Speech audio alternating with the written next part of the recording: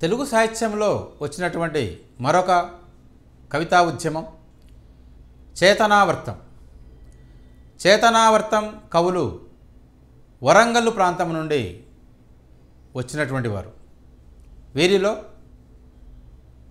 కోవెల సంపత్ కుమారాచార్య, కోవెల సుప్రసన్నాచార్య, వేమూరి నరసింహారెడ్డి, పేర్వారం జగన్నాథం అను కవులు చేతనావర్తం పేరుతో ఒక సంపుటిని, కవితా సంపుటిని వెలువరించడం జరిగింది. చేతనావర్తం కవితా సంపుటిని వెలువరించారు. ఈ చేతనావర్తం కవుల యొక్క కవిత్వం యొక్క ఉద్దేశం ఏంటంటే, గతించినటువంటి అనుభవాలను దృష్టిలో ఉంచుకొని గతంలో ఉన్నటువంటి అనుభవాలని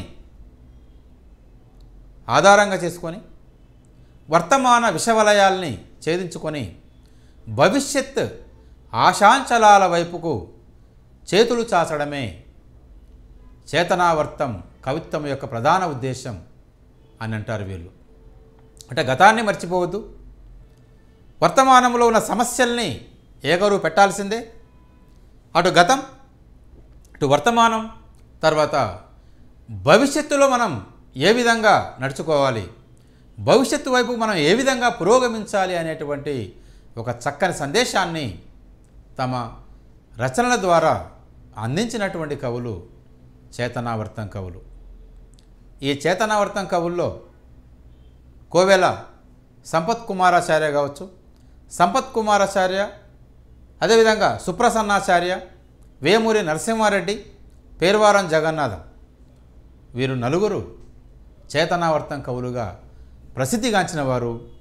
వీరిలో కోవెల సంపత్ కుమారాచార్య రచించినటువంటి రచనల్లో ముఖ్యంగా చెప్పుకోదగ్గవి సుప్రసన్నాచార్యులతో కలిసి హృద్గీత, ఆనందలహరి, మన కవులు పండితులు, ఆంజనేయాయనం అనేటువంటి ఒక శతకాన్ని కూడా రాయడం జరిగింది సంపత్ కుమారాచార్య. మరొకసారి సుప్రసన్నాచార్యులతో కలిసి హృద్గీత, ఆనందలహరి, అపర్ణ, మన కవులు పండితులు, ఆంజనేయాయనం అనేటువంటి ఒక శతకమును కూడా రాశారు కోవెల సంపత్ కుమారాచార్య. వీరు కాకతీయ విశ్వవిద్యాలయం తెలుగు విభాగంలో ఆచార్యులుగా పనిచేసి ఉద్యోగ విరమణ పొందినటువంటి వారు. అదేవిధంగా కోవెల సుప్రసన్నాచార్య, వీరు కూడా చేతనావర్తం కవితా సంపుటితో పాటు మరికొన్ని రచనలను వెలువరించారు. వీరు రచించిన రచనల్లో సాహిత్య వివేచన, భావుక సీమ, సాహిత్య వివేచన, భావుక సీమ, అగ్నిగర్భ, కన్నీటి కొలను ముఖ్యమైనటువంటివి. మరొకసారి సాహిత్య వివేచన, భావుక సీమ, అగ్నిగర్భ, కన్నీటి కొలను అనేటువంటివి ముఖ్యమైనటువంటి గ్రంథాలు. వీరు రాసినటువంటి సాహిత్య వివేచనకు 1971లో ఆంధ్రప్రదేశ్ సాహిత్య అకాడమీ బహుమతి లభించింది. ఆంధ్రప్రదేశ్ సాహిత్య అకాడమీ బహుమతి లభించిన కోవెల సుప్రసన్నాచార్య రచన ఏది? సాహిత్య వివేచన. ఎప్పుడు బహుమతి లభించింది అంటే 1971లో లభించింది. చేతనావర్తం కవుల్లో మరొక ముఖ్యమైనటువంటి కవి పేర్వారం జగన్నాథం. వీరు కాకతీయ విశ్వవిద్యాలయం తెలుగు విభాగంలో ప్రొఫెసర్గా, తెలుగు శాఖ అధ్యక్షులుగా, అదేవిధంగా తెలుగు విశ్వవిద్యాలయం ఉపాధ్యక్షులుగా పనిచేసి ఉద్యోగ విరమణ పొందినవారు పేర్వారం జగన్నాథం గారు. చేతనావర్తం కవితా సంపుటితో పాటు వీరు సాగర సంగీతం, వృషభ పురాణం, గరుడ పురాణం, మోర్దోపు దున్న అనేటువంటి కవితా సంపుటాలని వెలువరించడం జరిగింది. మరొకసారి పేర్వారం జగన్నాథం రచనలు సాగర సంగీతం, వృషభ పురాణం, గరుడ పురాణం, మోర్దోపు దున్న అనేటువంటి రచనలు. వీరి రచనల్లో వ్యంగ్యం కనబడుతుంది. వ్యంగ్యంతో పాటు కొంత హాస్యం కూడా, సునిశ్చితమైనటువంటి హాస్యం కూడా కనబడుతుంది పేర్వారం జగన్నాథం గారి రచనల్లో. అదేవిధంగా వేమూరి నరసింహారెడ్డి ప్రత్యేకంగా వేరే రచనలు ఏమీ వెలువరించకపోయినప్పటికీ చేతనావర్తం కవుల్లో ఒకరుగా చేతనావర్తం కవితా సంపుటిని మాత్రం వెలువరించడం జరిగింది. అందులో కొన్ని రచనలు కూడా వీరివి ఉన్నాయి. ఈ విధంగా తెలుగు సాహిత్యములు, ముఖ్యంగా తెలంగాణ ప్రాంతానికి చెందినటువంటి కవులే చేతనావర్తం కవులుగా ప్రసిద్ధిగాంచారు. ఈ నలుగురు కూడా వరంగల్లు ప్రాంతానికి చెందినవారు. ఎవరు వారు? ఆ చేతనావర్తం కవులు ఎవరు? వారే కోవెల సుప్రసన్నాచార్య, కోవెల సంపత్ కుమారాచార్య, పేర్వారం జగన్నాథం, వేమూరి నరసింహారెడ్డి. అదేవిధంగా తెలుగు సాహిత్యంలో మరొక ఉద్యమం, కవితా ఉద్యమం వెలువడింది. అదే విపశ్యన కవితా ఉద్యమం.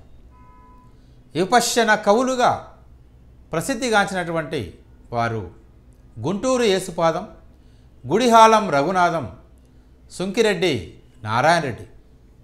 ఈ ముగ్గురులో సుంకిరెడ్డి నారాయణరెడ్డి తెలంగాణ ప్రాంతానికి చెందినటువంటి కవి.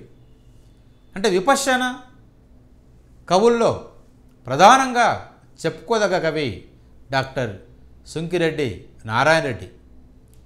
సుంకిరెడ్డి నారాయణరెడ్డి అద్భుతమైనటువంటి కవిత్వాన్ని రాయడం కాకుండా చక్కని పరిశోధనాయుతమైనటువంటి గ్రంథాలను కూడా వెలువరించినటువంటి వారు. తెలంగాణ చరిత్ర అనేటువంటి గ్రంథాన్ని వెలువరించినటువంటి వారు డాక్టర్ సుంకిరెడ్డి నారాయణరెడ్డి గారు. తోవ ఎక్కడ అనేటువంటి కవితా సంపుటికి సంపాదకత్వం వహించిన వారు. అదేవిధంగా దాలి అనేటువంటి దీర్ఘ కవితను వెలువరించినటువంటి వారు డాక్టర్ సుంకిరెడ్డి నారాయణరెడ్డి గారు. ప్రాచీన కవుల రచనలను ఒక సంపుటిగా తీసుకొస్తూ ముంగిలి అనేటువంటి కవితా సంపుటిని, అదేవిధంగా ఆధునిక కవితా సంపుటిని మత్తడి అనే పేరుతో వెలువరించిన వారు డాక్టర్ సుంకిరెడ్డి నారాయణరెడ్డి గారు.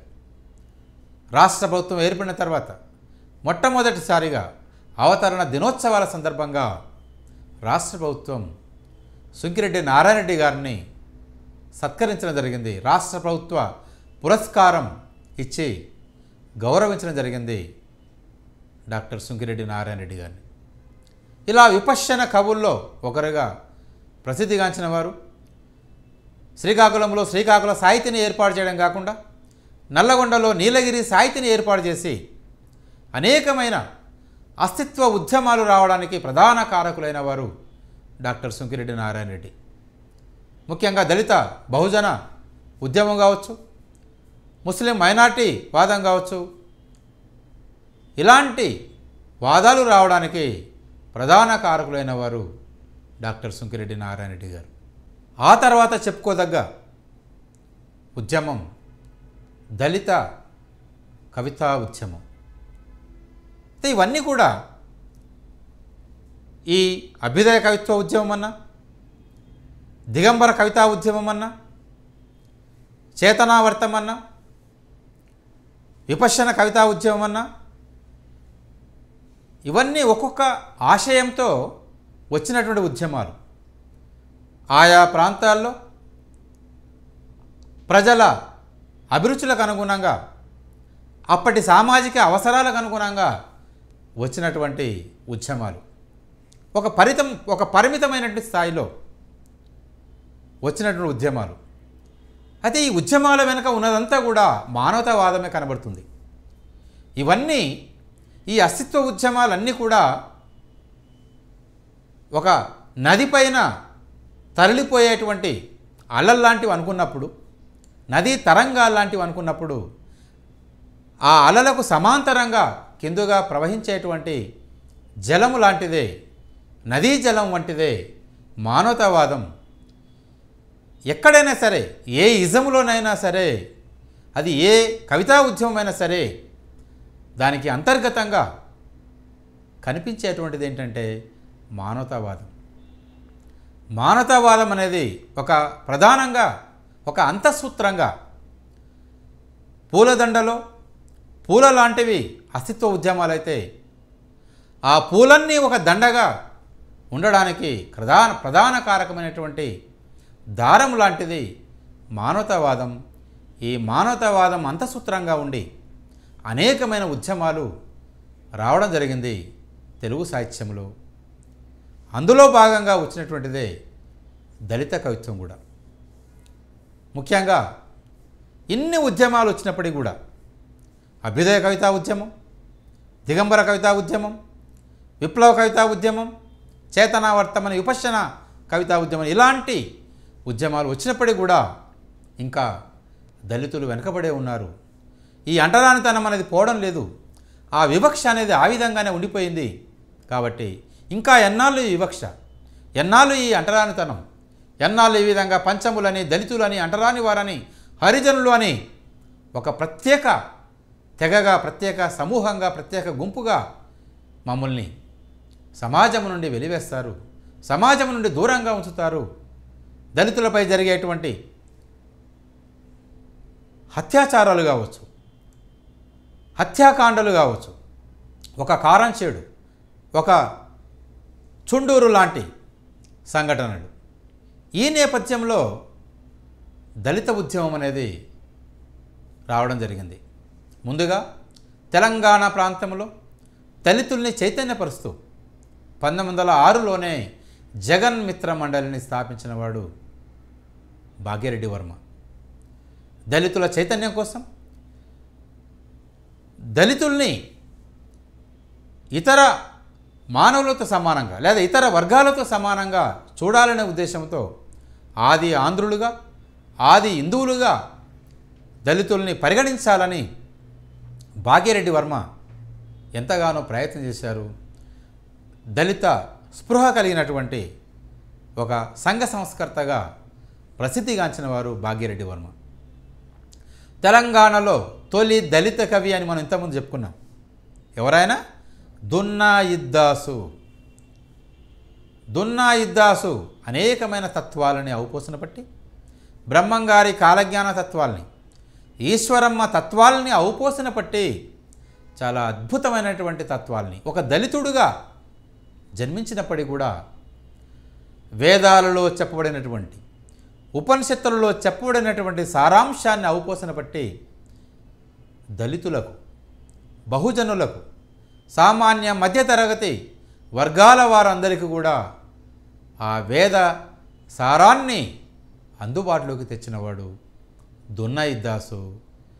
తెలంగాణ ప్రాంతానికి చెందినవాడు. తెలుగు సాహిత్యములో తొలి దళిత కవి అంటే మనం దున్నా ఇద్దాసు అని చెప్పుకోవాలి. అదేవిధంగా భాగ్యరెడ్డి వర్మ వెట్టి మాదిగ అనేటువంటి కథను రాసి ఆయన మొట్టమొదటి తొలి దళిత కథా రచయితగా ప్రసిద్ధిగాంచారు భాగ్యరెడ్డి వర్మ. ఇలా తెలంగాణ ప్రాంతంలో అనేక మంది కవులు దళిత స్పృహను కలిగిస్తూ, దళితుల్లో చైతన్యాన్ని పెంపొందింపజేస్తూ ఈ అగ్రవర్ణాల ఆధిపత్యానికి అడ్డుకట్ట వేయాలి, చైతన్యవంతులు కండి, వారి దురహంకారాన్ని రూపుమావడానికి ప్రయత్నం చేయండి. మీరు ఒక మేకల్లాగా ఉండవద్దు, మీరు కూడా తిరగబడండి, ఒక పులుల్లాగా, ఒక సింహాల్లాగా తిరగబడండి. సామాన్యులు ఎప్పుడైనా సరే పెత్తందారులు కావచ్చు, దొరలు కావచ్చు, సామాన్యుల్ని మాత్రమే బలి చేస్తారు.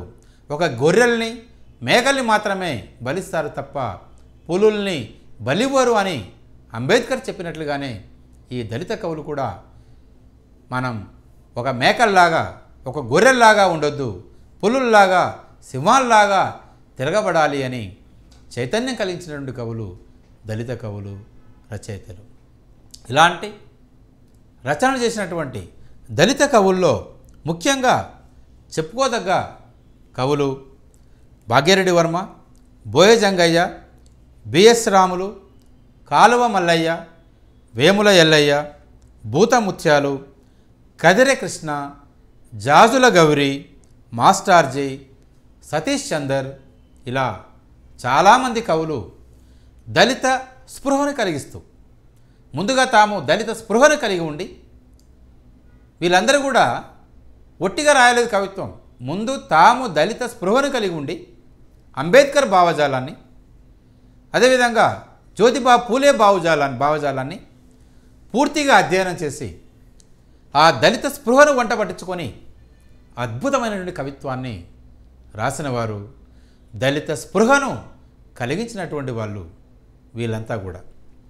వీరిలో ముఖ్యంగా ఇంతకుముందే భాగ్యరెడ్డి వర్మ గురించి చెప్పుకున్నాం. ఆయన దళిత స్పృహను కలిగించడం కోసం ఎంతగా ఏ విధంగా ప్రయత్నం చేశారు. తర్వాత తెలంగాణ ప్రాంతంలో చెప్పుకోదగ్గ కవి బోయ జంగయ్య, నల్లగొండ జిల్లాకు చెందినటువంటి చౌటుప్పల్ సమీపంలోని పంతంగి గ్రామంలో జన్మించి నల్లగొండలో స్థిరపడి ఇటీవలే మరణించినటువంటి బోయ జంగయ్య దళిత స్పృహతో అనేకమైన రచనలు చేశారు. వీరి రచనల్లో ముఖ్యమైనటువంటివి జాతర, జగడం అనే నవలలు, జాతర, జగడం అను నవలలు, అదేవిధంగా గొర్రెలు, హెచ్చరిక, దున్న అనేటువంటి కథా సంపుటాలని వెలువరించడం జరిగింది. పావురాలు అనే కవితా సంపుటిని కూడా వెలువరించడం జరిగింది. పిల్లల కోసం కూడా చాలా కథలు రాశారు బోయ జంగయ్య. వీరు రాసినటువంటి జాతర నవలకు ఉత్తమ నవల పురస్కారం లభించింది. తెలుగు విశ్వవిద్యాలయం పురస్కారాన్ని కూడా వీరు అందుకున్నారు. అదేవిధంగా హెచ్చరిక కథా సంపుటికి శ్రీశ్రీ స్మారక పురస్కారం లభించింది. శ్రీశ్రీ స్మారక పురస్కారం లభించినటువంటి బోయ జంగయ్య రచన ఏది అన్నప్పుడు హెచ్చరిక కథా సంపుటికి శ్రీశ్రీ స్మారక పురస్కారం లభించింది. బోయ జంగయ్య రచించినటువంటి కవితా సంపుటి పావురాలు. బోయ జంగయ్య అనగానే మనకు గుర్తుకొచ్చే నవల జాతర, కథా సంపుటి హెచ్చరిక, కవితా సంపుటి పావురాలు. ఇవి చాలా ముఖ్యమైనటువంటి రచనలు, దళిత స్పృహతో రాసినటువంటి రచనలు. తెలంగాణ మాండలికంలో, ప్రజల భాషలో, తెలంగాణ ప్రాంతంలో, ముఖ్యంగా నల్లగొండ ప్రాంతంలో ప్రజలు మాట్లాడేటువంటి భాషలో ఈయన రాసినటువంటి నవలలు కావచ్చు, కథలు కావచ్చు, కవితలు కావచ్చు, ఈ భాషలోనే ఉన్నాయి అని చెప్పుకోవచ్చు. అదేవిధంగా దళిత కవుల్లో చెప్పుకోదగ్గ మరొక రచయిత కవి వేముల ఎల్లయ్య. వేముల ఎల్లయ్య నల్లగొండ జిల్లాకు చెందినవాడు. ఈయన రచించినటువంటి నవలలు రెండు కూడా చాలా ముఖ్యమైనటువంటివి. ఒకటి కక్క, రెండవది సిద్ధి అనేటువంటి నవలలు. కక్క అనేటువంటి నవల పూర్తిగా ప్రజల భాషలో, దళిత భాషలో రాయబడినటువంటి, పూర్తిగా దళిత భాషలో, దళితుల భాషలో రాయబడినటువంటి తొలి నవల అని చెప్పుకోవచ్చు కక్కను. కక్క నవల రచయిత దళిత భాషలో, సమగ్రంగా దళిత భాషలో, దళితుల భాషలో రాయబడినటువంటి తొలి నవల ఏది అన్నప్పుడు ఇక్కడ తెలంగాణ మాండలికం వేరు, దళిత భాష వేరు. దళితుల భాషకు తెలంగాణ భాషకు చాలా తేడా ఉంటుంది. పూర్తిగా నిరక్షరాస్యులైనటువంటి, ఏమాత్రం చదువు రానటువంటి దళితులు మాట్లాడేటువంటి భాషలో వేముల ఎల్లయ్య కక్క అనే నవలను రాయడం జరిగింది. అదేవిధంగా సిద్ధి అనేటువంటి నవలను కూడా రాయడం జరిగింది.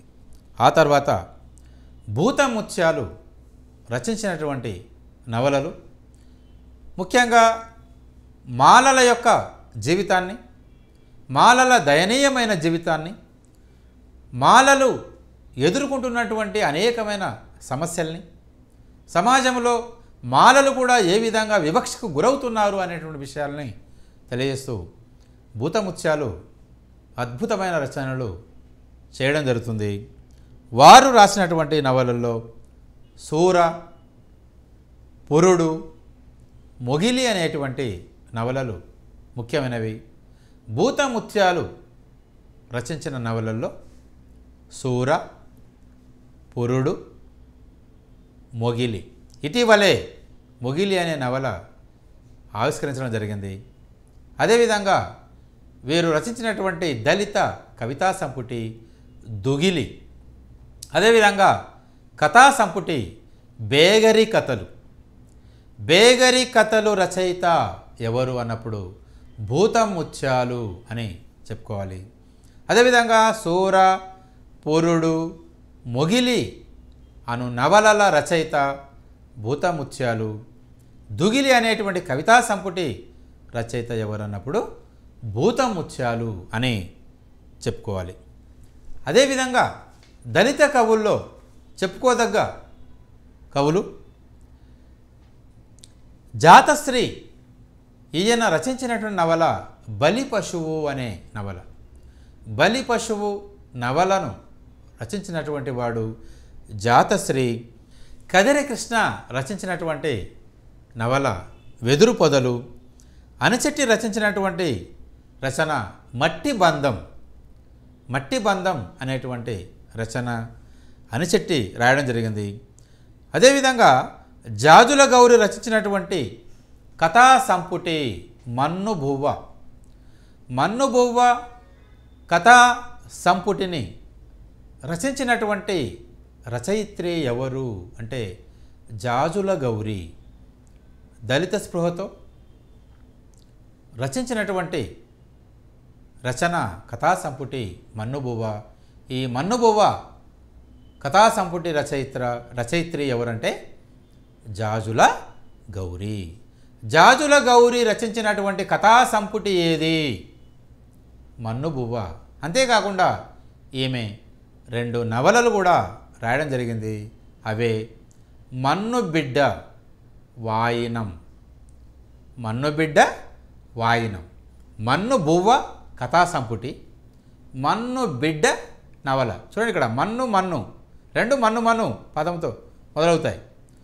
మన్ను బువ్వ అనేదేమో కథా సంపుటి, మన్నుబిడ్డ నవల. మరొక నవల వాయినం.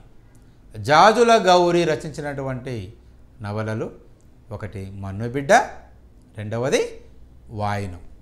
అదేవిధంగా డాక్టర్ సుంకిరెడ్డి నారాయణ రెడ్డి గారి సంపాదకత్వంలో వచ్చినటువంటి బహువచనం కవితా సంపుటి కూడా దళిత బహుజనుల దృష్టిలో ఉంచుకొని దళిత బహుజనులను చైతన్యపరచాలనే ఉద్దేశంతో వెలువరించినటువంటి కవితా సంపుటి బహువచనం. ఈ విధంగా దళిత స్పృహతో దళితులను చైతన్యపరచాలనే ఉద్దేశంతో తెలంగాణ ప్రాంతం నుండి పలువురు కవులు, రచయితలు రచనలని వెలువరించారు. దళిత కవితా ఉద్యమం అనంతరం వచ్చినటువంటి అస్తిత్వ ఉద్యమాల్లో ముఖ్యంగా స్త్రీవాదం కూడా వచ్చింది. ముఖ్యంగా స్త్రీలు కూడా అనగబడుతున్నారు, అణచతొక్కబడుతున్నారు. పురుషాధిపత్య సమాజంలో స్త్రీలు కూడా వెనకబాటుకు గురవుతున్నారు. ఎంతసేపు స్త్రీని వంటింటికి మాత్రమే పరిమితం చేస్తున్నారు. స్త్రీని బయటికి రానివ్వడం లేదు. స్త్రీ కూడా మరి పురుషునిలో సగభాగం అనేటువంటి భావన, ఆకాశంలో సగం స్త్రీ అనేటువంటి భావనను వెలయింపజేస్తూ స్త్రీలను చైతన్యపరుస్తూ స్త్రీవాద దృక్పథంతో కూడా అనేకమైన రచనలు వచ్చాయి తెలంగాణ ప్రాంతంలో. ఇలా స్త్రీవాద దృక్పథంతో రచనలు చేసినటువంటి వారిలో ముఖ్యంగా రంగనాయకమ్మ, ముదిగంటి సుజాతారెడ్డి, అదేవిధంగా గోగు శ్యామల, మైనార్టీ స్త్రీవాద దృక్పథంతో రచన చేసినటువంటి షాజహానా, యాస్మిన్ బేగం, ఎంఎస్ బేగం, ఇలా స్త్రీలు అటు స్త్రీవాదం, ముస్లిం మైనార్టీ స్త్రీవాద దృక్పథంతో రచనల్ని చేయడం జరిగింది. రంగనాయకమ్మ మొట్టమొదట 1978లో జానకి విముక్తి అనేటువంటి నవలను రాయడం జరిగింది. స్త్రీని విముక్తిపరచాలనే ఉద్దేశంతో, స్త్రీని చైతన్యపరచాలనే ఉద్దేశంతో జానకి విముక్తి అనే నవల 1978లో రాయడం జరిగింది రంగనాయకమ్మ. తెలుగు సాహిత్యంలో తొలి స్త్రీవాద నవల అని చెప్పుకోవచ్చు ముప్పాల రంగనాయకమ్మ రాసినటువంటి జానకి విముక్తి అనేటువంటి నవల. తర్వాత ఆకాశంలో విభజన రేఖలు లేవు అని ముదిగంటి సుజాతారెడ్డి రాసినటువంటి నవల కూడా స్త్రీవాద దృక్పథంతో రాసినటువంటి నవల. ఆకాశంలో విభజన రేఖలు లేవు అనేటువంటి నవలను రాయడం జరిగింది ముదిగంటి సుజాతారెడ్డి. తర్వాత ఆమె అడవిని జయించింది అనేటువంటి నవలను గీతాంజలి రాయడం జరిగింది. తర్వాత ముదిగంటి సుజాతారెడ్డి విసుర్రాయి కథల సంపుటిని వెలువరించడం జరిగింది ముదిగంటి సుజాతారెడ్డి. తర్వాత దళిత స్త్రీవాదంతో వెలువడినటువంటి రచనల సంపుటి నల్లపొద్దు పలువురు దళిత స్త్రీలు రచించినటువంటి రచనలను ఒక సంపుటిగా తీసుకొస్తూ దానికి నల్లపొద్దు అనే పేరు పెట్టి నల్లపొద్దు అనే పేరుతో ఈ దళిత స్త్రీవాద రచన సంపుటిని గోగు శ్యామల వెలువరించడం జరిగింది. ఇది దళిత స్త్రీవాద రచయిత్రులు రాసినటువంటి సంపుటి. దీనికి సంపాదకత్వం వహించింది ఎవరంటే గోగు శ్యామల. ఈ సంపుటి పేరు నల్లపొద్దు. తదనంతరము మైనార్టీ స్త్రీవాద దృక్పథంతో రచన చేసినటువంటి షాజహానా కావచ్చు, యాస్మిన్ బేగం కావచ్చు, ఎంఎస్ బేగం కావచ్చు, వీళ్ళందరూ కూడా రాసినటువంటి రచనలు ఎంతగానో ప్రసిద్ధిగాంచాయి. షాజహానా కాళీ దునియా కవితలో ఆమె ఈ విధంగా ఒక పురుషాధిపత్య సమాజాన్ని ధిక్కరిస్తూ ఎప్పటికైనా పురుషుడు స్త్రీ పైన ఆధారపడి ఉండదగిన వాడే, స్త్రీ లేకపోతే పురుషుడు లేడే అనేటువంటి భావనను వ్యక్తీకరిస్తూ ఆమె ఎప్పటికైనా ఈ పురుషుడు అంటే ఇక్కడ పురుషుడు అనే కాదు, ఇక్కడ మొత్తం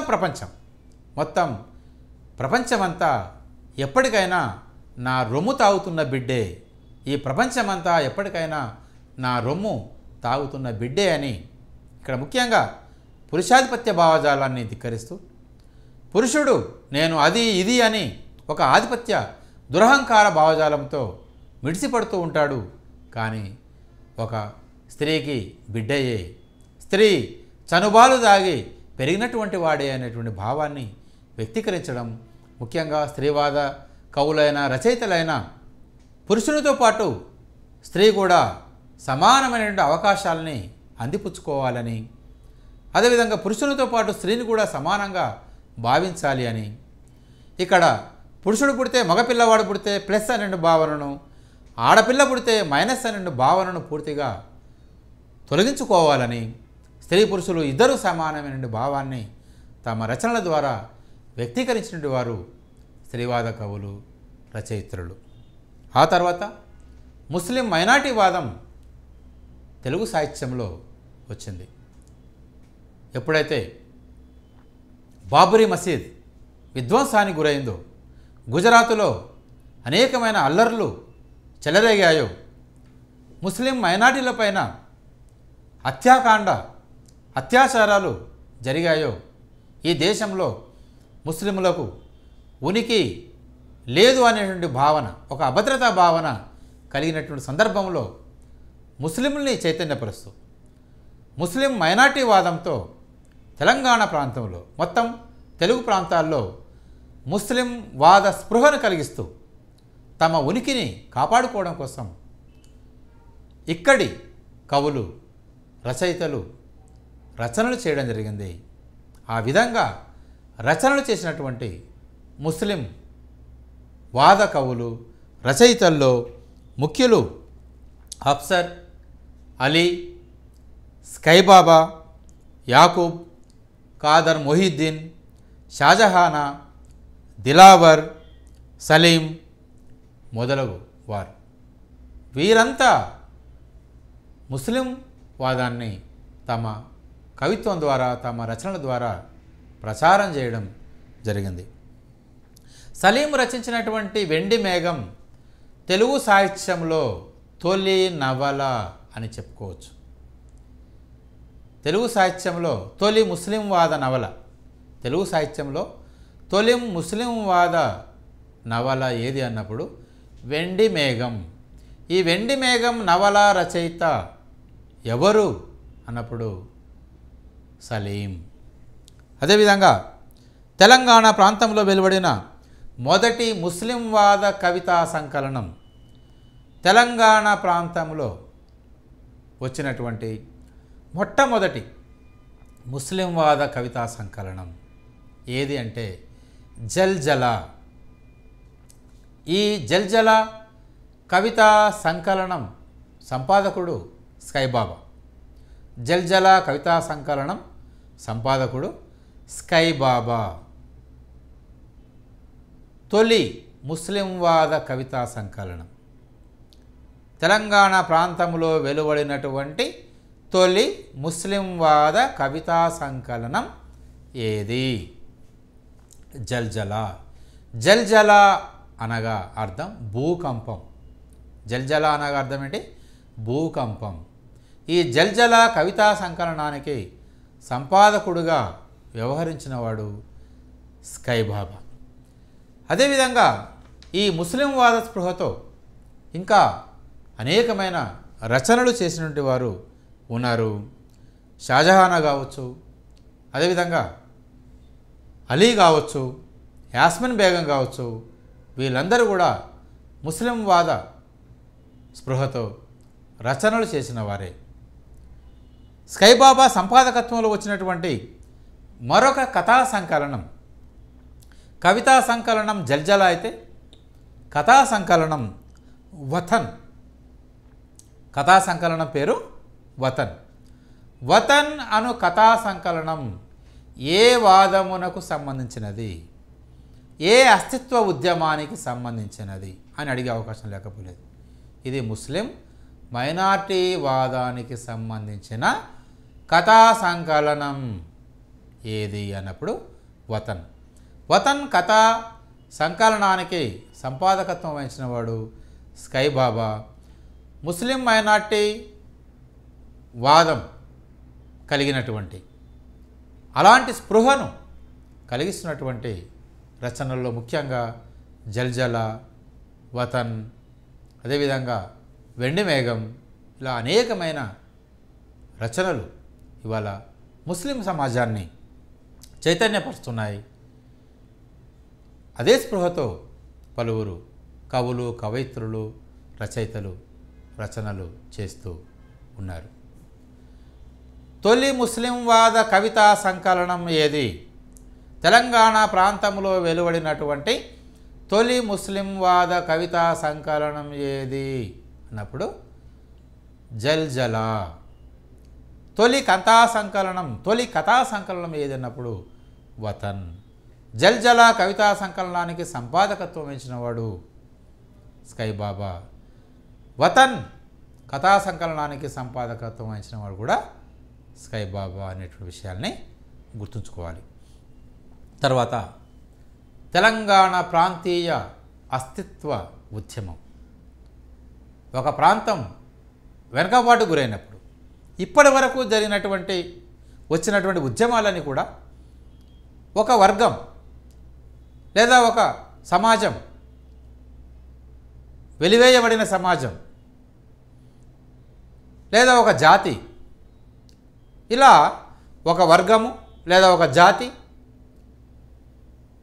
వారి ప్రయోజనాలను దృష్టిలో ఉంచుకొని వారి హక్కులను కోరుతూ వారి హక్కులను సాధించడం కోసం వారిని చైతన్యపరుస్తూ అనేకమైన రచనలు రావడం జరిగింది. పలు ఉద్యమాలు వచ్చాయి, అస్తిత్వ ఉద్యమాలు వచ్చాయి. కానీ ఇక్కడ ఒక ప్రాంతమే పూర్తిగా వెనుకబాటు గురైనప్పుడు ఒక ప్రాంత ప్రజలు పూర్తిగా వివక్షకు గురైనప్పుడు ఆ ప్రాంత ప్రజలు తమ అస్తిత్వం కోసం, తమ హక్కుల సాధన కోసం, తమ ప్రత్యేక రాజ్య స్థాపన కోసం ఉద్యమించడం జరిగింది. అలా తెలంగాణ ప్రాంతీయ అస్తిత్వ ఉద్యమం అనేటువంటిది, తెలంగాణ అస్తిత్వం కోసం, తెలంగాణ ప్రాంత ప్రజలు తమ ఉనికిని కాపాడుకోవడం కోసం, తమకంటూ ఒక ప్రత్యేక రాష్ట్రం కావాలని నినదిస్తూ ఇక్కడి కవులు, రచయితలు పలు రచనలు చేసి ప్రత్యేక తెలంగాణ ఉద్యమం కోసం అందులో పాల్గొనేటట్లుగా చేయడం జరిగింది. తెలంగాణ రాష్ట్రాన్ని సాధించడం కోసం ఉద్యమించేటట్లుగా, తెలంగాణ రాష్ట్రం సాకారం కావడానికి ఎంతగానో దోహదపడ్డారు తెలంగాణ ప్రాంతానికి చెందినటువంటి కవులు, రచయితలు. 1969 తెలంగాణ ఉద్యమానికి మద్దతుగా, ఇక్కడ 1956లో ఆంధ్రప్రదేశ్ రాష్ట్రం అవతరించిన తర్వాత కొన్నాళ్లకే తెలంగాణ ప్రాంత ప్రజలు వివక్ష గురి కావడం, తెలంగాణ ప్రాంతంలో ఉన్నటువంటి నీళ్లు, నిధులు, ఉద్యోగాలు ఇవన్నీ కొల్లగొట్టబడడం, వలస పాలకులు, ఆంధ్ర పాలకులు ఈ ప్రాంతం పట్ల వివక్షను చూపడం, ఈ ప్రాంతంలో ఉన్నటువంటి ప్రజల పట్ల ఒక విధమైనటువంటి చిన్న చూపును కలిగి ఉండడం, ఇక్కడి ప్రజలకు దక్కాల్సినటువంటి వనరులు దక్కకుండా చేయడం, ఇక్కడి వనరులన్నింటినీ కూడా కొల్లగొట్టడం అనేది జరిగింది సమైక్య పాలనలో. అందువల్లనే 1969లో పెద్ద ఎత్తున తెలంగాణ ఉద్యమం వచ్చింది. 1969లో తెలంగాణ ఉద్యమానికి మద్దతుగా పలువురు కవులు, రచయితలు రచనలు చేయడం జరిగింది. అప్పటి ప్రజల్ని తెలంగాణ ఉద్యమంలో పాల్గొనేటట్లుగా చేయడం జరిగింది. ప్రధానంగా 1969 తెలంగాణ ఉద్యమ సందర్భంగా రెండు కవితా సంపుటాలు వచ్చాయి. ఒకటి విప్లవ శంఖం, మరొకటి విప్లవ ఢంక. మరొకసారి వినండి. ఒకటి విప్లవ శంఖం, మరొకటి విప్లవ ఢంక. ఈ విప్లవ శంఖం కవితా సంపుటికి సంపాదకులుగా వ్యవహరించిన వారు ఎస్వి సత్యనారాయణ, అనుముల శ్రీహరి, జగదీశ్వర స్వామి ఆచార్య. అప్పుడు ఆచార్యులు కాదు, ఎస్వి సత్యనారాయణ, అనుముల శ్రీహరి, జగదీశ్వర స్వామి, వీరు ముగ్గురు విప్లవ శంఖం కవితా సంపుటికి సంపాదకులుగా ఉండి తమ రచనల్ని విప్లవ శంఖం పేరు మీదుగా వెలువరించారు. ఇందులో ఒక్కరైనటువంటి ఎస్వి సత్యనారాయణ ప్రస్తుతం తెలుగు విశ్వవిద్యాలయం ఉపాధ్యక్షులుగా పనిచేస్తున్నారు. అదేవిధంగా మరొక కవితా సంపుటి విప్లవ ఢంక.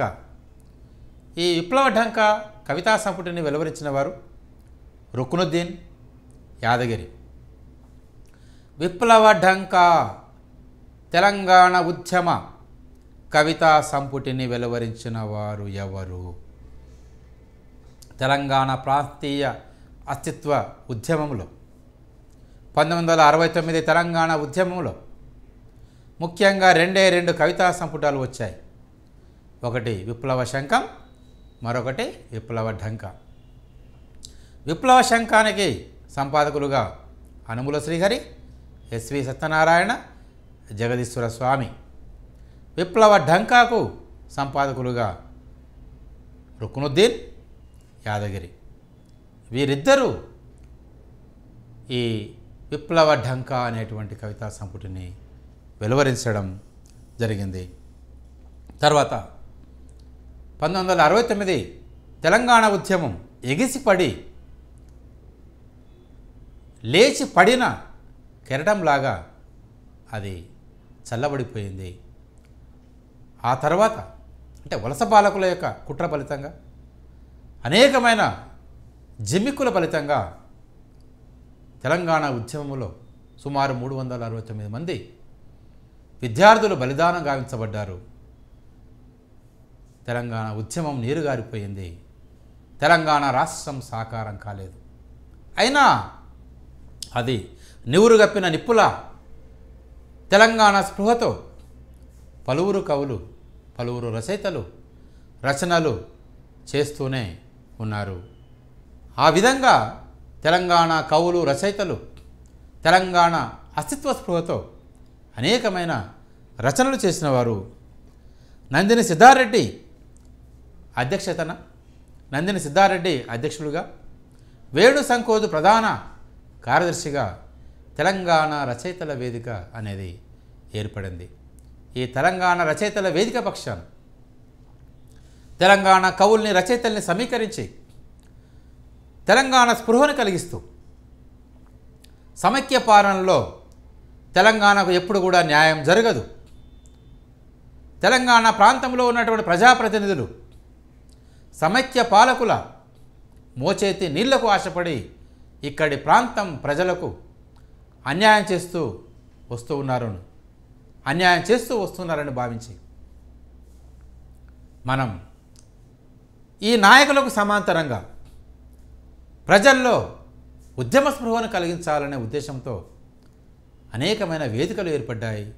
అలాంటి వేదికల్లో తెలంగాణ రచయితల వేదిక ఒకటి. ఈ తెలంగాణ రచయితల వేదికకు అధ్యక్షులుగా నందిని సిద్ధారెడ్డి, కార్యదర్శిగా, ప్రధాన కార్యదర్శిగా వేణు సంకోజు గారు ఉండి అనేకమైన సమావేశాలు ఏర్పాటు చేసి తెలంగాణ రచయితలను, కవుల్ని సమీకరించి తెలంగాణ ప్రాంతం 4 చెరగుల ఈ ఉద్యమ చైతన్యాన్ని కలిగించడానికి ప్రయత్నం చేయడం జరిగింది.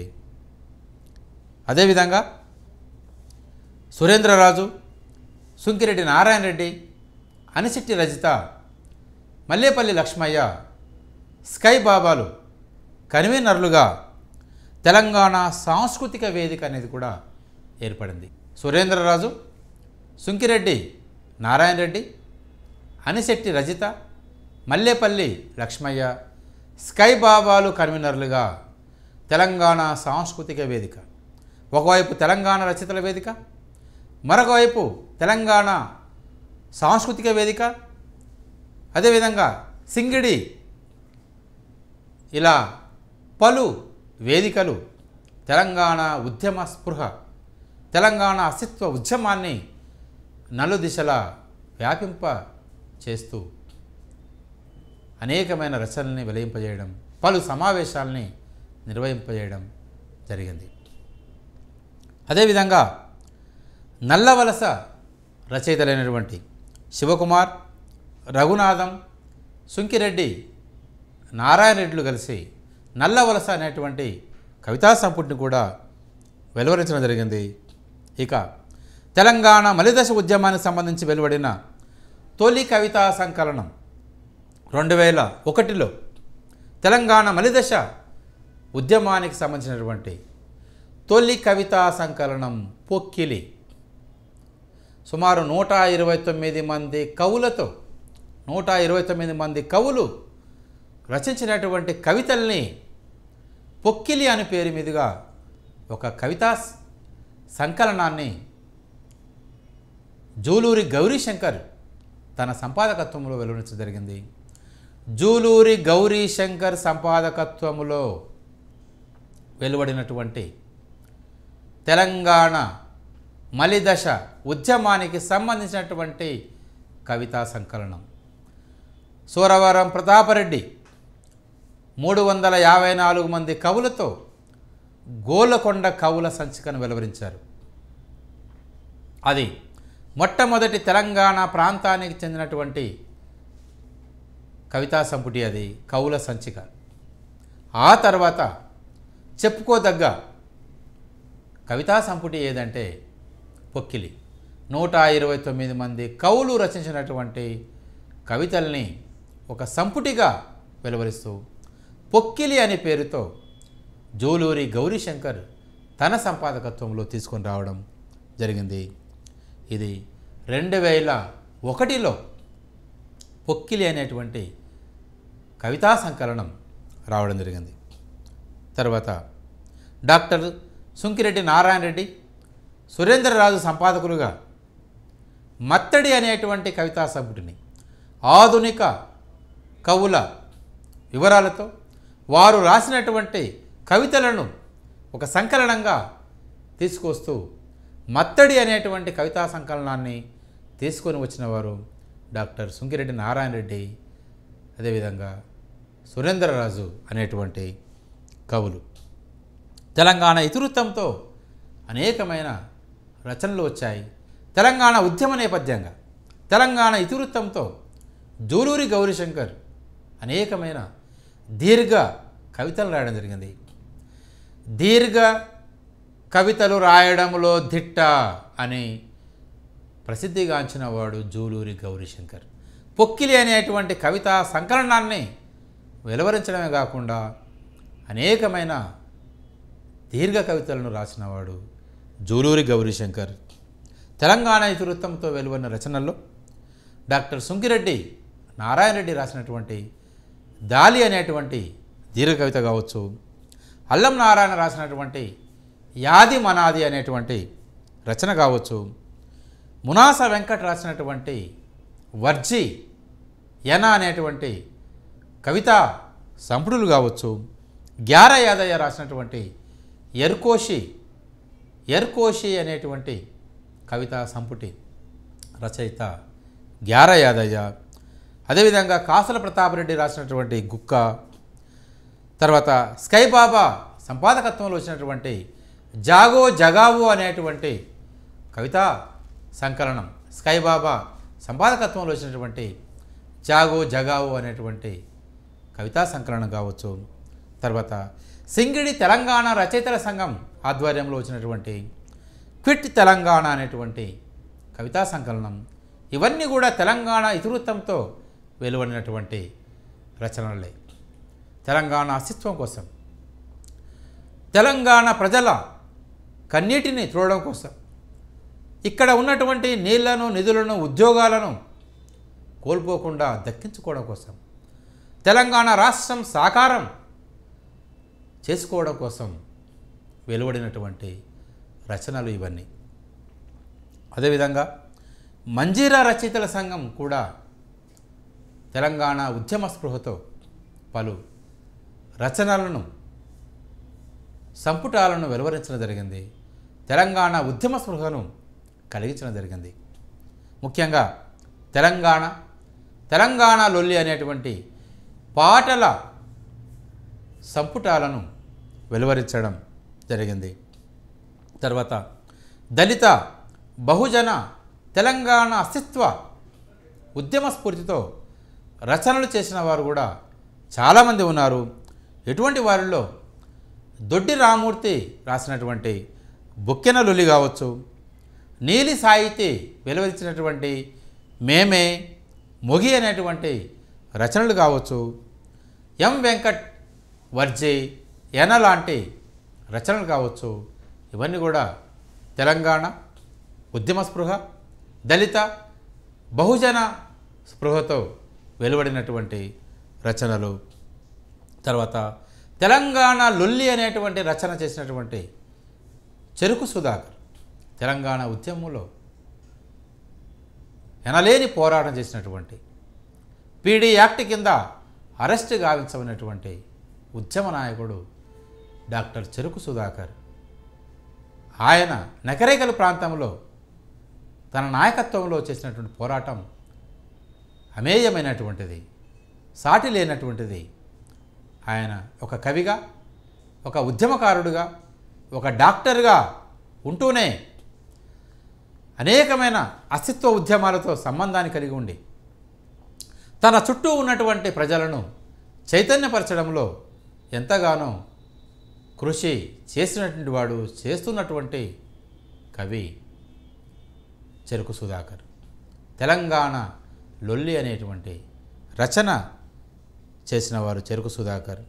అదేవిధంగా మేరెడ్డి యాదగిరెడ్డి రాసినటువంటి మట్టి కథలు తెలంగాణ ప్రాంతంలో జరుగుతున్నటువంటి ఇక్కడ రైతుల యొక్క గోసల్ని, ఇక్కడ బోర్లు ఎండిపోయి ఎలాంటి బాధలు పడుతున్నారు ఇక్కడి రైతులు, ఈ తెలంగాణ అస్తిత్వ స్పృహతో రచనలు చేసినటువంటి వారు. అలాంటి రచయితల్లో, కథా రచయితల్లో మేరెడ్డి యాదగిరెడ్డి కూడా ఒకడు. అదేవిధంగా ఆర్తికవిగా ప్రసిద్ధిగాంచినటువంటి బైరెడ్డి కృష్ణారెడ్డి 3 కవితా సంపుటిని వెలువరించడం జరిగింది. ఆర్తికవిగా ప్రసిద్ధిగాంచినటువంటి బైరెడ్డి కృష్ణారెడ్డి తెలంగాణ అస్తిత్వ స్పృహతో రచనలు చేసినటువంటి వారు. 2007 నుంచి 2011 వరకు 5 తెలంగాణ కవితా సంపుటాలని వెలువరించినటువంటి సంపాదకుడు సుంకర రమేష్. నిజంగా చాలా గొప్ప విషయం.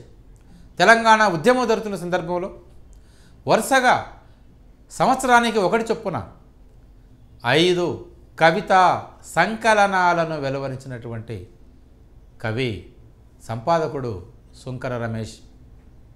తెలంగాణ ప్రాంతంలో ఉన్నటువంటి పలువురు కవులు వారు రాసినటువంటి కవితల్ని సేకరించి తన సంపాదకత్వంలో సంవత్సరానికి 1 చొప్పున 2007 నుండి 2011 వరకు సుంకర రమేష్ తన సంపాదకత్వంలో తెలంగాణ కవిత సంకలనాలను తీసుకొని రావడం జరిగింది.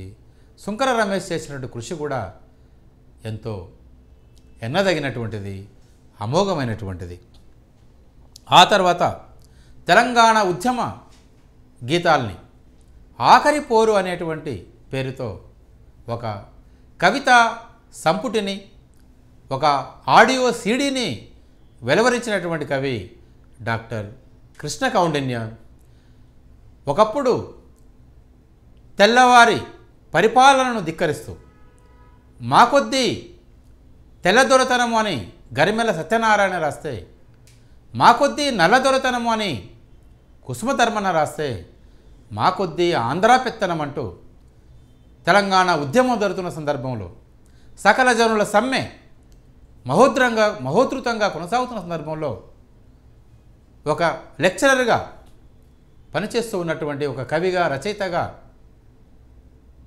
గుర్తింపు పొందినటువంటి తెలంగాణ అస్తిత్వ స్పృహతో డాక్టర్ కృష్ణ కౌండిన్య రాసినటువంటి ఉద్యమ గీతాల సంకలనమే ఆఖరి పోరు, మా కొద్దీ ఆంధ్ర పెత్తనం అంటూ, అదేవిధంగా రణం రణం రణం సహాయ నిరాకరణం అనేటువంటి పాటలు, ఇలా అనేకమైన పాటలు రాసి తెలంగాణ సమాజాన్ని చైతన్యపరచడం జరిగింది.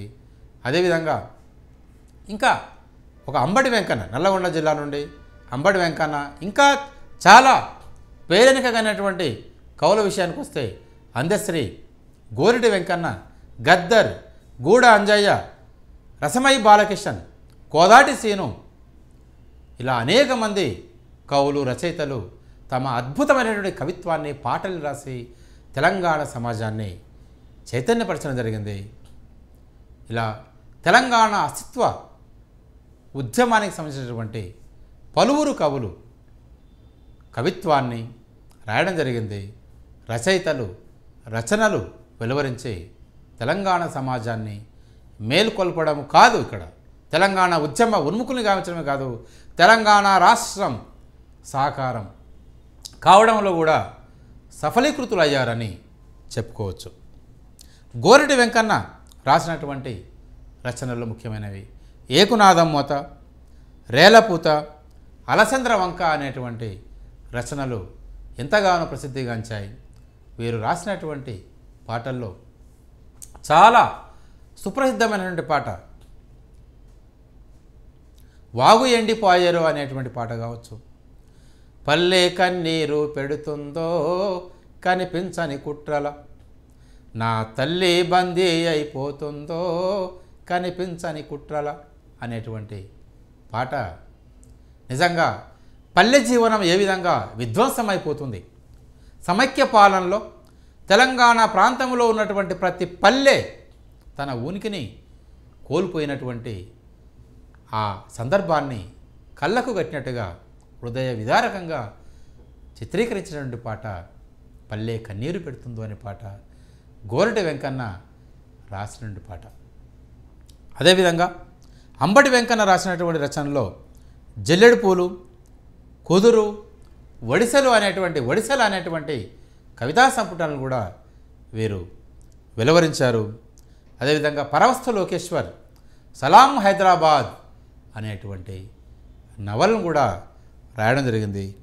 తెలంగాణ ప్రాంతం గర్వించదగ్గ తెలంగాణ అస్తిత్వ స్పృహతో అద్భుతమైనటువంటి నవలలు రాసినటువంటి వారిలో అంపశయ్య నవీన్ కూడా ఉన్నారు. వీరు రాసినటువంటి రచనల్లో ముఖ్యంగా కాలరేఖలు అనేటువంటి నవల చాలా ప్రసిద్ధిగాంచిన నవల. అంపశయ్య పేరు రాసిన నవల. అంపశయ్య అనే నవల పేరుతోనే అంపశయ్య నవీన్గా ప్రసిద్ధిగాంచారు. అయితే నవీన్ అసలు పేరు దొంగరి మల్లయ్య. దొంగరి మల్లయ్య ఈయన అసలు పేరు. వరవర్రావు సూచన మేరకు తన పేరును నవీన్గా మార్చుకుంటాడు. ఈయన రాసినటువంటి కాలరేఖలు నవలకు 2004లో కేంద్ర సాహిత్య అకాడమీ బహుమతి లభించింది. అదేవిధంగా తెలంగాణ ధూమ్ధామ్ను స్థాపించి తెలంగాణ ప్రాంతం నలుచెరగుల తన పాట ద్వారా తన మాట ద్వారా ప్రజల్ని చైతన్యపరిచినటువంటి గాయకుడు, కళాకారుడు రసమై బాలకిషన్. తెలంగాణ ఉద్యమంలో రసమై బాలకిషన్ పాత్ర మరవలేనిది. తెలంగాణ ధూమ్ధామ్ వ్యవస్థాపకులుగా ఈయన చేసినటువంటి కృషి అమోఘమైనటువంటిది. యమలోకంలో జై తెలంగాణ అనేటువంటి ఒక సినిమాను కూడా రూపొందించి భూలోకంలోనే కాదు యమలోకంలో కూడా అక్కడి యమబడుల చేత జై తెలంగాణ నినాదం వినిపించినటువంటి వాడు రసమై బాలకిషన్. కాకపోతే తెలంగాణ ఉద్యమానికి ఒక ఊతం ఇచ్చి తెలంగాణ ఉద్యమాన్ని నలుదిశలా వ్యాపింప చేసినటువంటి అనేకమైన పాటలు ఉన్నాయి. అలాంటి పాటల్లో కొన్ని మేలిమి అయినటువంటి పాటలను ఇప్పుడు మనం చూద్దాం. తెలంగాణ ఉద్యమ గీతాల్లో మొట్టమొదట ప్రజాకవి అందశ్రీ రాసినటువంటి అందె ఎల్లయ్య, ఈయన అసలు పేరు అందశ్రీ అనే కాలం పేరుతో ఈయన రాసినటువంటి పాటలు ఒక్కొక్క పాట ఒక్కొక్క అస్త్రం లాంటిది, ఒక్కొక్క తూటా లాంటిది. తెలంగాణ ఉద్యమానికి ఎంతగానో ఊతం అందించినటువంటి పాటలు అందశ్రీ రాసినటువంటి పాటలు. జయ జయ హే తెలంగాణ జననీ జయకేతనం అనేటువంటి పాట అసలు తెలంగాణ ఉద్యమంలో ఏ వేదిక పైన కూడా ఆ పాట వినిపించింది. తెలంగాణ రాష్ట్ర గీతంగా అంతగా ప్రసిద్ధిగాంచినటువంటి గీతం జయ జయ హే తెలంగాణ జననీ జయకేతనం అనేటువంటి పాట మొత్తం తెలంగాణ ప్రాంత వ్యాప్తంగా మారుమ్రోగినటువంటి పాట. ఈ జయ జయ హే తెలంగాణ జననీ అని జయకేతనం అనే పాట రచయిత ఎవరు అన్నప్పుడు అందశ్రీ. అందశ్రీ అసలు పేరు అందె ఎల్లయ్య అని గుర్తుంచుకోవాలి. అదేవిధంగా అందశ్రీ రాసినటువంటి మరొక గీతం ఊరు తెలంగాణ నా పేరు తెలంగాణ అనేటువంటి గీతం. ఊరు తెలంగాణ నా పేరు తెలంగాణ అనేటువంటి పాఠం. అదేవిధంగా చూడు తెలంగాణ చుక్క నీళ్ళు లేనిదాన. తెలంగాణలో ఎక్కడ చూసినా కూడా చుక్క నీరు కూడా లేదు. పక్కనే నదులు ఉన్నాయి, తలాపునే నదులు ఉన్నాయి, కానీ చుక్క నీరు కూడా లేదని ఆవేదన చెందుతూ రాసినటువంటి పాట చూడు తెలంగాణ చుక్క నీళ్లు లేనిదానా అని అందశ్రీ రాసినటువంటి పాట. అదేవిధంగా గద్దర్ రాసినటువంటి పాట అమ్మా తెలంగాణ మా ఆకలి కేకల గానమా అనేటువంటి పాట భువనగిరి సభలో పూర్తిగా ఈ పాటను రాసి వినిపించిన వాడు గద్దర్. ప్రజాయుద్ధ నౌకగా ప్రసిద్ధిగాంచినటువంటి గద్దర్ అమ్మా తెలంగాణ మా ఆకలి కేకల గానమా అనేటువంటి పాట. అదేవిధంగా పొడుస్తున్న పొద్దు మీద నడుస్తున్న కాలమా అనేటువంటి పాట. ఇవి రెండు కూడా తెలంగాణ ఉద్యమంలో ఎంతగానో ప్రసిద్ధిగాంచినవి.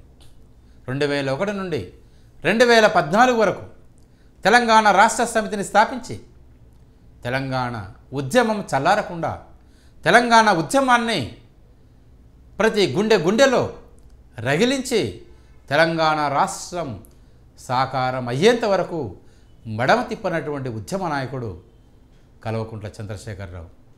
కేసీఆర్ ఒక ఉద్యమ నాయకుడిగా మాత్రమే కాకుండా ఒక కవిగా కూడా ఆయన రాసినటువంటి పాట గారడి చేస్తుండ్రు, గజిబిజి చేస్తుండ్రు సమైక్య పాలకులు తెలంగాణ ఉద్యమాన్ని నీరుగార్చడానికి ఎన్ని కుట్రలు చేస్తున్నారు, ఎన్ని కుతంత్రాలు చేస్తున్నారు అని చెబుతూ గారడి చేస్తుండ్రు, గజిబిజి చేస్తుండ్రు అనేటువంటి పాటను రాసి తెలంగాణ ఉద్యమానికి ఒక ఊతం అందించినటువంటి పాట ఇది.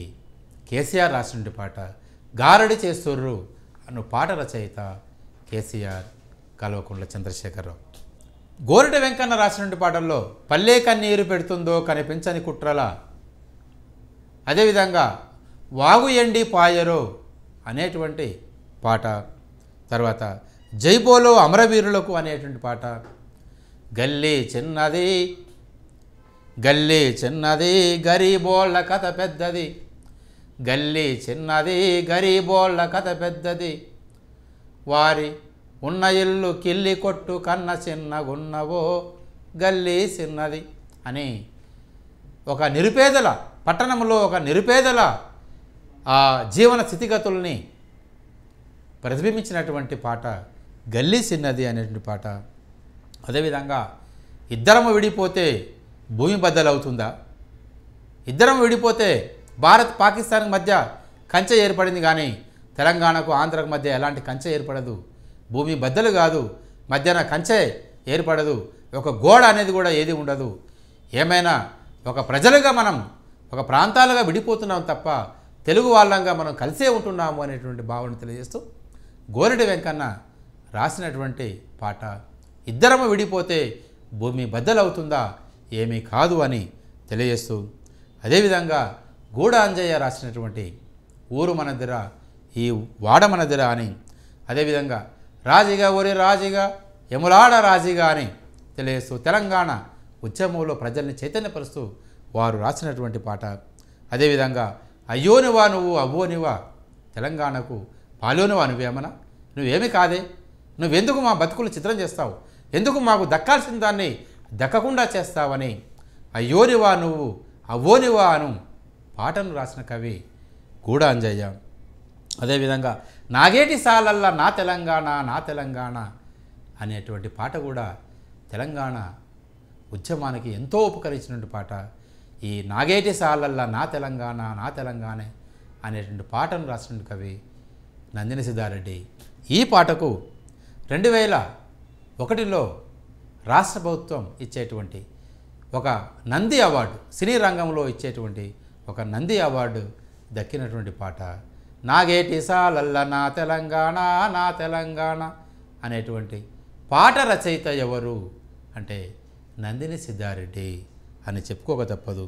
అదేవిధంగా అభినయ్ శ్రీనివాస్ రాసినటువంటి ఉస్మానియా క్యాంపస్లో ఉదయించిన కిరణమా అనే పాట కూడా ఒక ఉర్రూ తొలగించిన పాట. అదేవిధంగా కోదారి శ్రీని రాసినటువంటి అసైదులా హారతి కాళ్ళగజ్జల గమ్మతి అనే పాట, అసైదులా హారతి కాళ్ళగజ్జల గమ్మతి అనే పాట రచయిత ఎవరు అన్నప్పుడు కోదారి శ్రీను.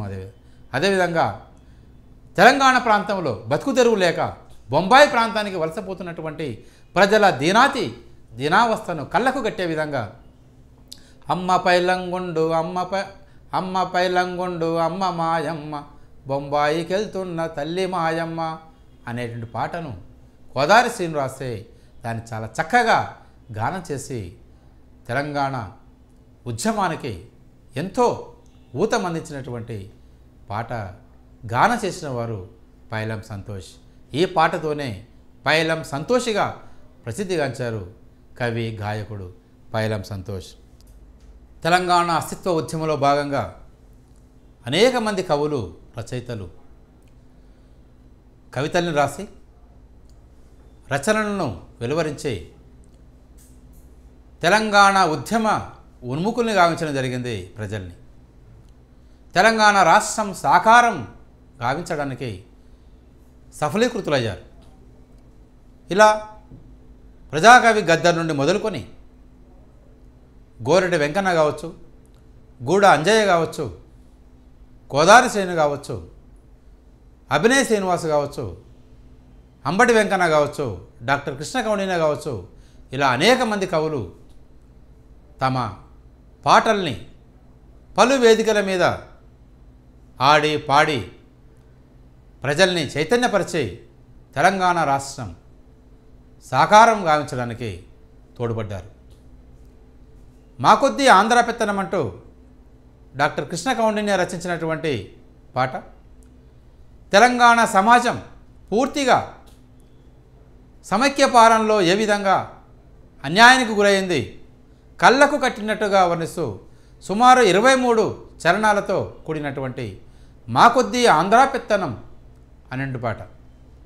మా కొద్దీ ఆంధ్ర పెత్తనము దేవ మా కొద్దీ ఆంధ్ర పెత్తనము, అయ్యో మా బతుకులను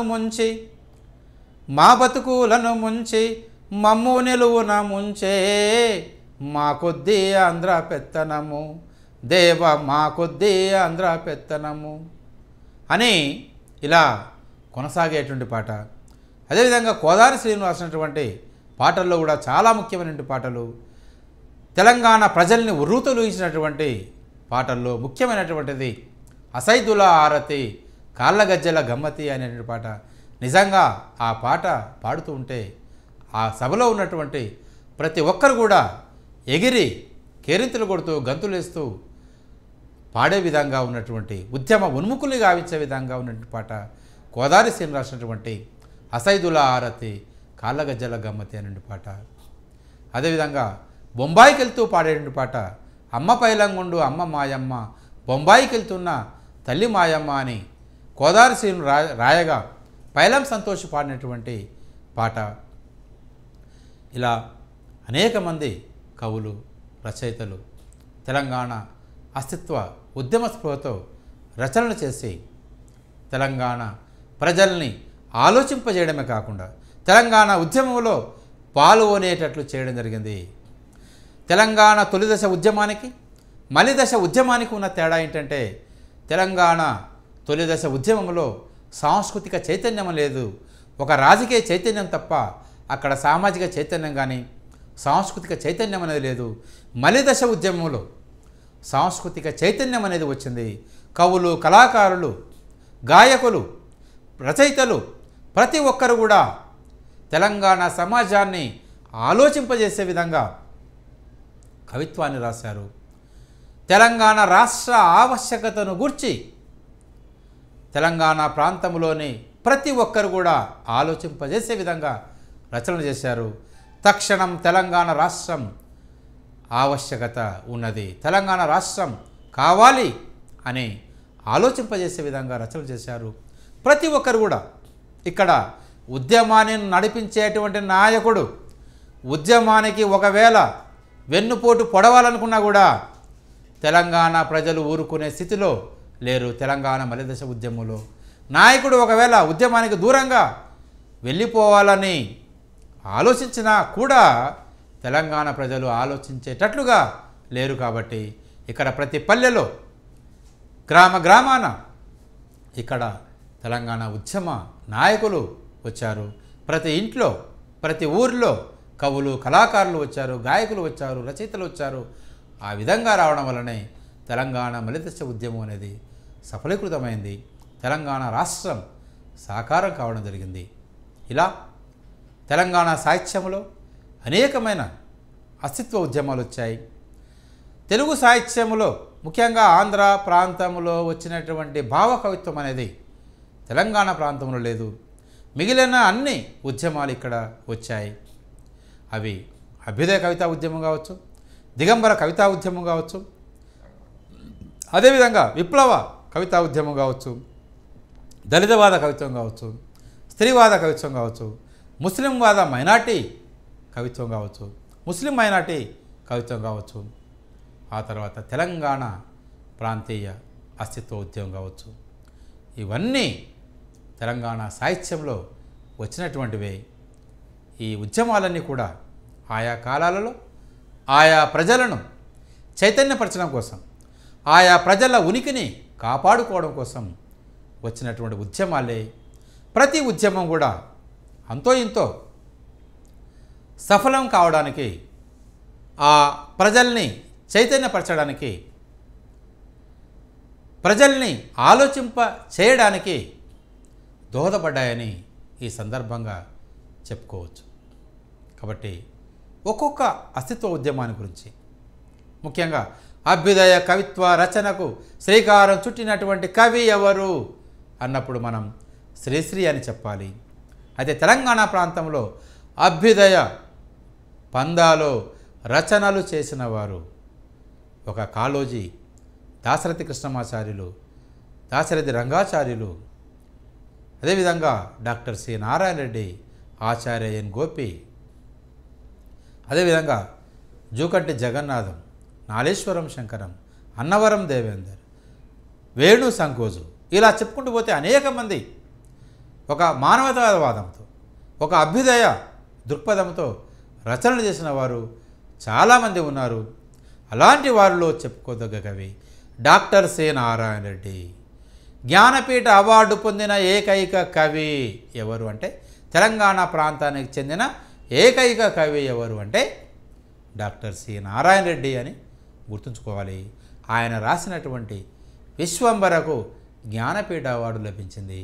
ఎప్పుడు లభించిందంటే 1988లో లభించింది.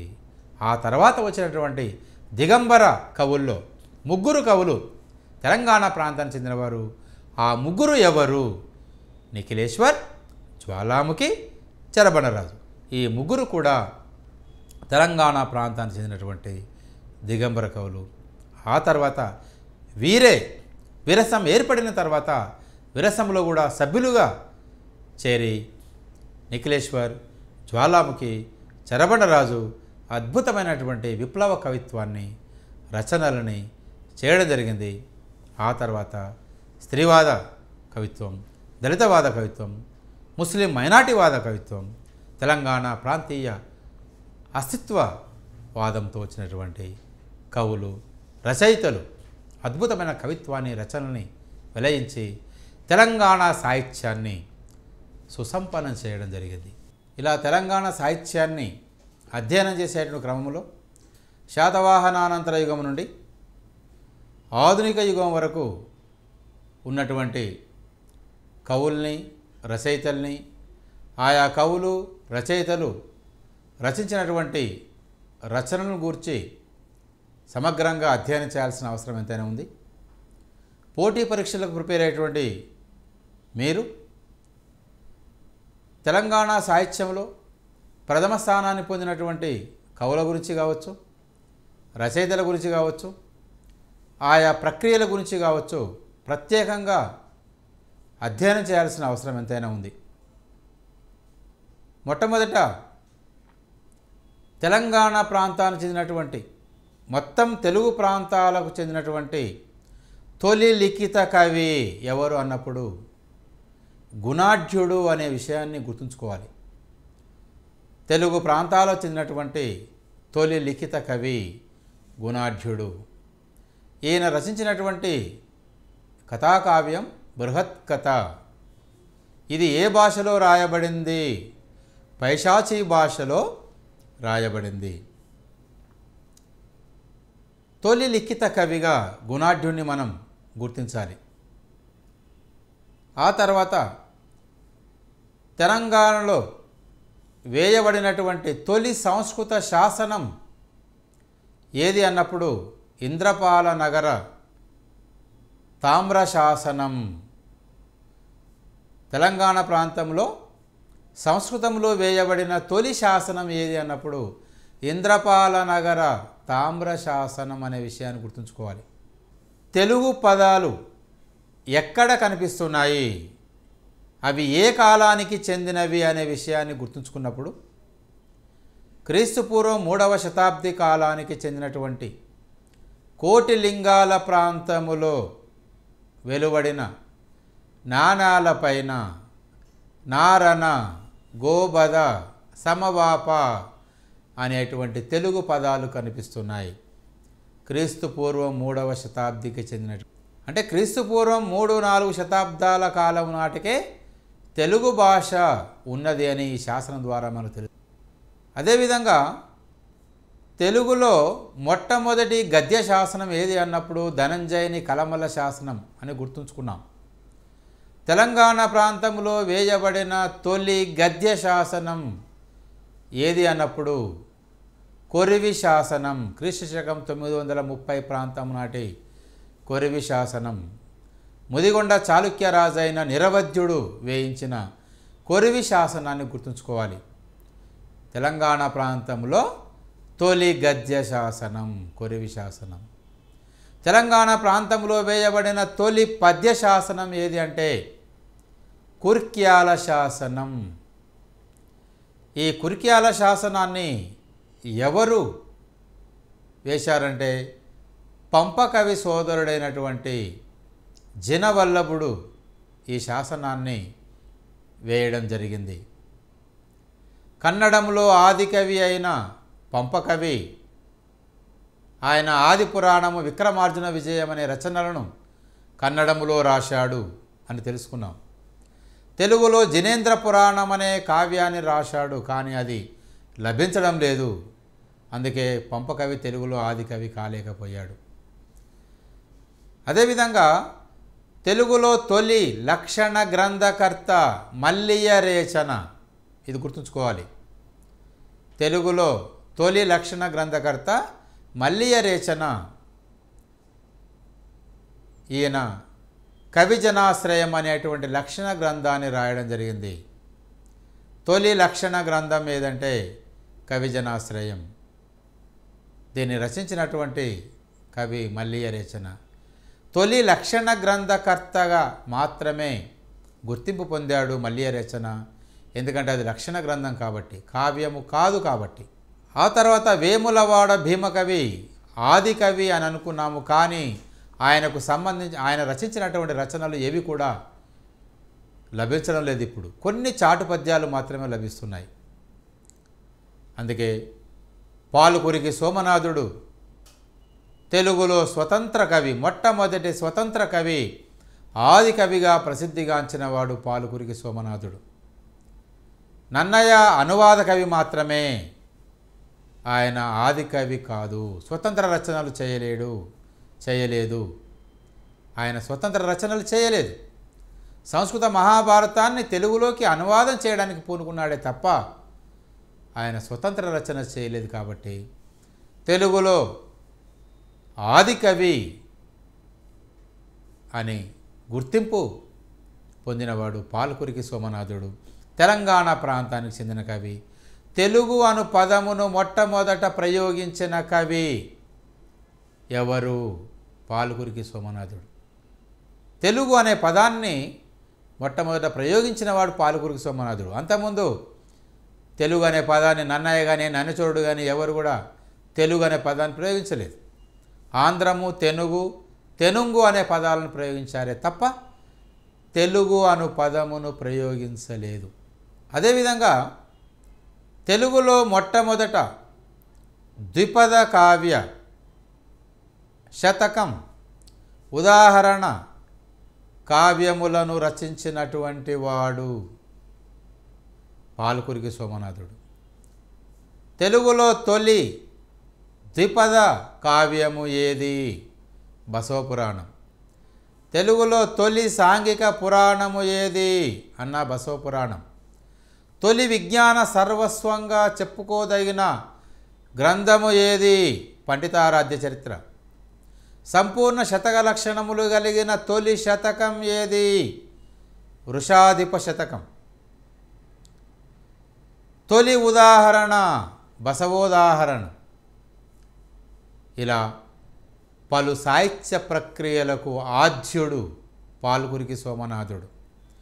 తెలుగు మాటలనంగవలదు వేదముల కొలదేక చూడు అన్న కవి పాలుకురికి సోమనాథుడు. అదేవిధంగా తెలుగులో తొలి రామాయణము ఏది? రంగనాథ రామాయణం. తెలుగులో తొలి రామాయణ కర్త ఎవరు? గోనబుద్ధారెడ్డి. తెలుగులో తొలి జంట కవులు ఎవరు? గోనబుద్ధారెడ్డి కుమారులైన కాచభూపతి విఠలనాథుడు. తెలుగులో తొలి కవయిత్రి ఎవరు? కుప్పాంబిక. గోనబుద్ధారెడ్డి కూతురు కుప్పాంబిక. తెలుగులో తొలి వచనములను రచించిన వాడు కృష్ణమాచార్యులు, మహబూనర్ ప్రాంతానికి చెందినవాడు. తెలుగులో తొలి చంపు రామాయణాన్ని రచించిన కవులు భాస్కర రామాయణ కవులు హుళక్కి భాస్కరుడు, మల్లికార్జున భట్టు, కుమార రుద్రదేవుడు, అయ్యలార్యుడు. తెలుగులో తొలి చంపు రామాయణము ఏది? భాస్కర రామాయణం. చంపు రామాయణం అనగా పద్యము గద్యముతో కూడుకున్నటువంటిది. ఒక పద్యము మాత్రమే కాకుండా గద్యముతో కూడుకున్నటువంటిది చంపు రామాయణం. తెలుగులో తొలి నిరోష్ట్య కావ్యాన్ని రచించిన వాడు మరింగంటి సింగరాచార్యులు. నిరోష్ట్య రామాయణమును రాశాడు. దీనికి దశరథ రాజనందన చరిత్ర అని పేరు. ఓష్ట్యములు అనగా పెదవుల సహాయముతో పలకబడే అక్షరములు. అవి ప ప బ బ మ. ఈ అక్షరములను ప్రయోగించకుండానే రామాయణాన్ని రచించినటువంటి వాడు మరింగంటి సింగరాచార్యులు. ఈయన రచించిన నిరోష్ట్య రామాయణమునకు గల పేరు దశరథ రాజనందన చరిత్ర. తెలుగులో తొలి యక్షగానం ఏది? రాచకొండను పరిపాలించిన 1వ పద్మనాయక భూపాలుడు రచించిన సారంగధర చరిత్రం. ఇప్పటి వరకు కందుకూరి రుద్రకవి రచించిన సుగ్రీవ విజయమే తెలుగులో తొలి యక్షగానం అని చెప్పుకున్నాం. కానీ ఇటీవల సాహిత్య చరిత్రకారులు వెలికితీసిన పరిశోధనల ద్వారా వారు వెలిబుచ్చిన అభిప్రాయం ఏంటంటే 1వ పద్మనాయక భూపాలుడు రచించిన సారంగధర చరిత్ర యక్షగానమే తొలి యక్షగానం. అయితే కొంతమంది చరిత్రకారులు దీన్ని సమర్థించడం లేదు.